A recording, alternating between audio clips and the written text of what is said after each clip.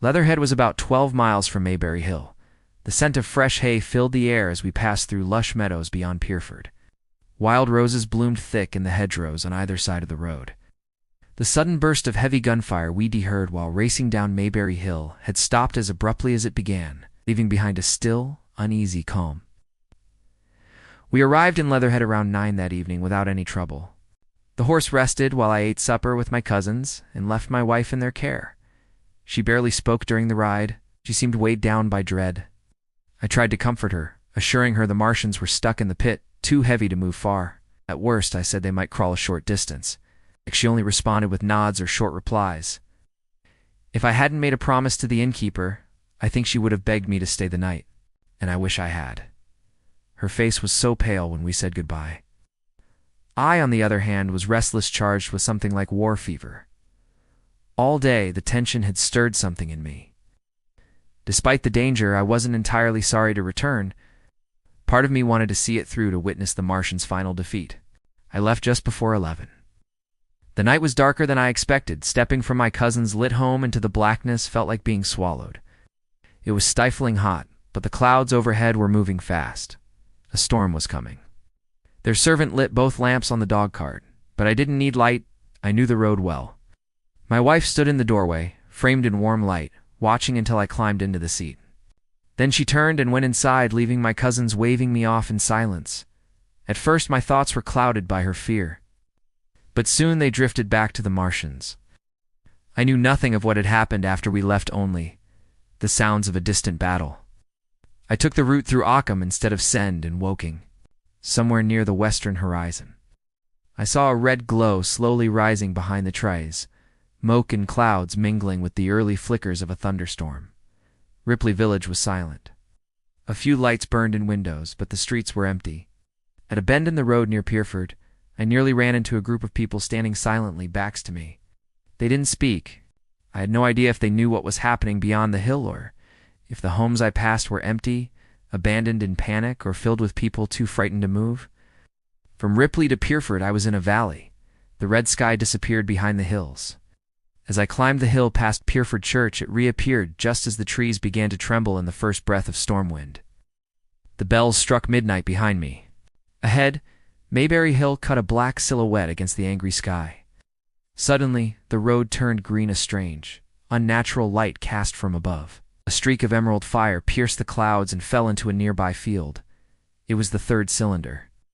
Then, in a flash of white lightning and an explosion of thunder, the storm truly began. The horse bolted.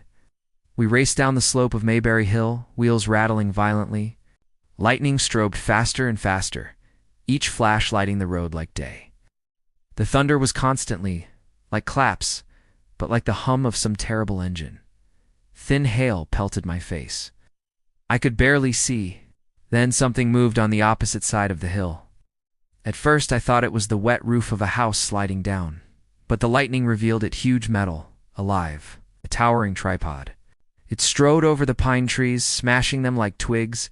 Its legs were long, metallic, moving with terrifying grace. Thick cables hung from its body, swinging wildly. Each flash showed it closer.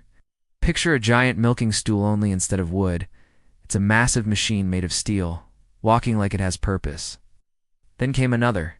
The trees ahead burst apart as the second tripod barreled through them, and I insanely was headed straight for it.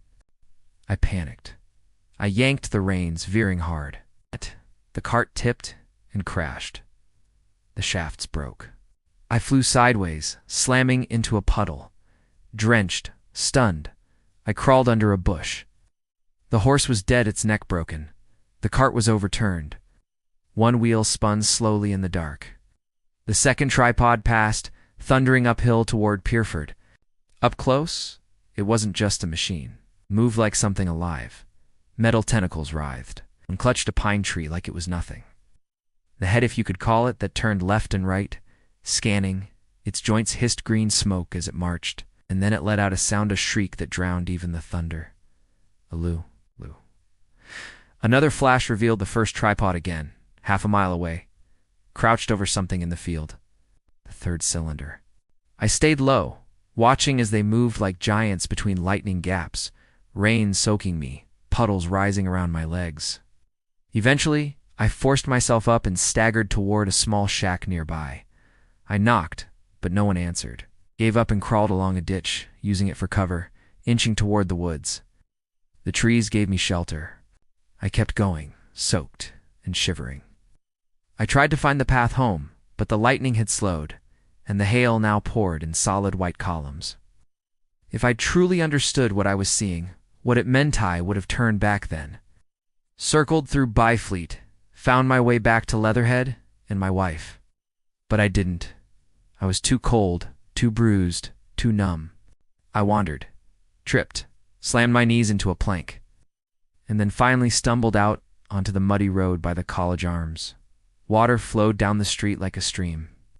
In the dark, someone crashed into me. A man. He cried out in panic and bolted before I could even speak. The storm intensified. Wind, water, thunder. It was hard to stay upright. Clung to a fence as I pushed uphill. Near the top, I stepped on something soft.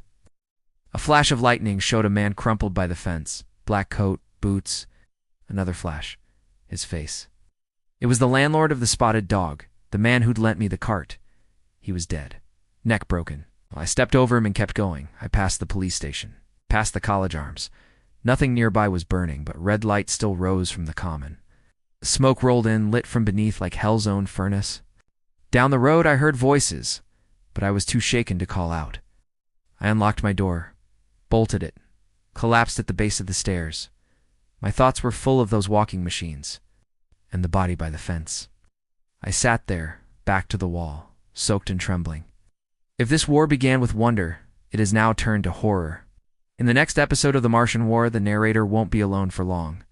The world is unraveling, and what he finds next may be worse than any machine. Subscribe if you haven't already. Episode 11. At the Window is coming soon, and the Martians are only just beginning.